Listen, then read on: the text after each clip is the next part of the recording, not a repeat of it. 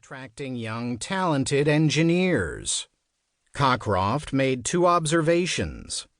First, he told the bank that the average Netflix engineer was 40 years old. Second, he noted that he had hired a good proportion of his engineers from banks and had simply gotten out of their way. The innovators had always been there. It just took something to bring them out. In Eat, Sleep, Innovate, you'll learn more about how DBS went from lagging in its local market to being globally recognized as an innovation powerhouse. You will hear how the HR department of a leading telecommunications company started an innovation movement, and how UNICEF uses its broad reach to find innovative ways to help children around the world.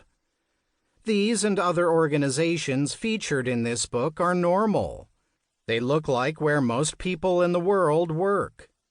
But Eat, Sleep, Innovate will show how they are, like all organizations, capable of doing extraordinary things. Close your eyes and imagine a sunset on a beach with lapping waves and a gentle breeze. You probably pictured an idyllic landscape and are starting to think about a future vacation. Beyond beauty, what else is in this picture? Untapped energy. Wind, water, and light all carry tremendous energy as they move through the world, their intermingling cycles infinitely renewable. You can see and feel their energy directly. But for it to be useful, you must capture, store, and channel it to a useful end versus letting it naturally diffuse and spend itself. Now, close your eyes again and picture the sort of never-ending cubicle farm you would see in movies like Office Space or in cartoons like Dilbert. Your mental image is probably a lot less idyllic. You might be thinking again about your next vacation. Beyond gray walls and a desk, what else is in this picture? Untapped energy in the form of the organization's innovation capacity.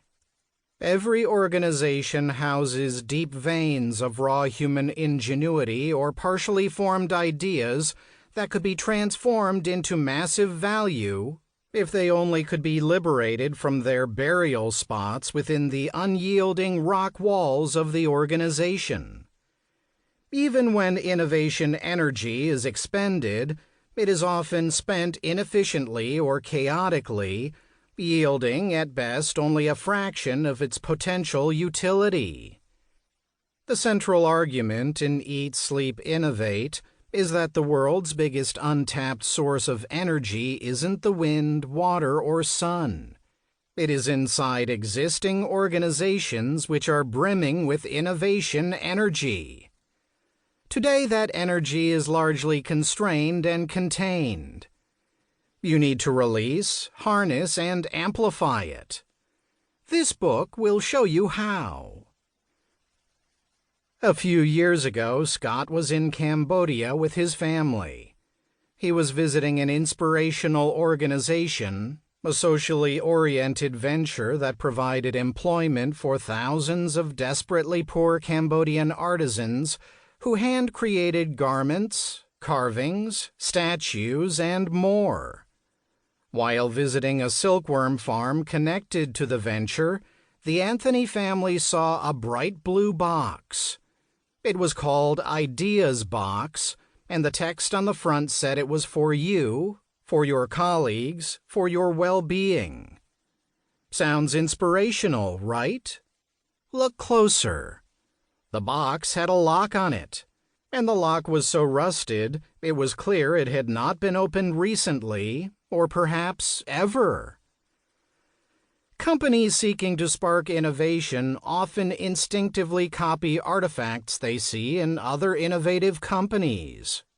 Maybe they install a well-stocked cafeteria with bright colors or provide scooters, but quick and easy artifacts that are simply bolted on and don't represent and reinforce leadership's real vision lack soul, and soulless artifacts simply function as inaganda or innovation.